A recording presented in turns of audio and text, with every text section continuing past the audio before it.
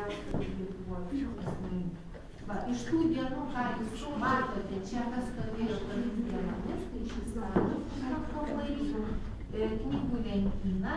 Ant knygų lentynos jūs matote nuotrauką, kaip atrodė tomis dienomis kambarys. Ir 3 kėdės, jų buvo 20 pagamintos, buvo kiekvienam signatarui po kėdę, tik stovėjo kitoje vietoje Lietuvos taryboje.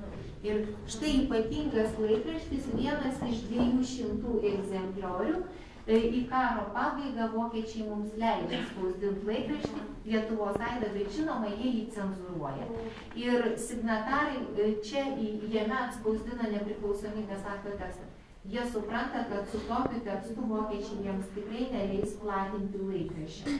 Tai dar prieš nešant cenzūrą, jie slapta, tik 3 žmonės dalyvavo laikraščio spausdinime, jie slapta atspausdina apie 200 egzempliorių, paslėpia, tada neša vokiečių cenzūrai.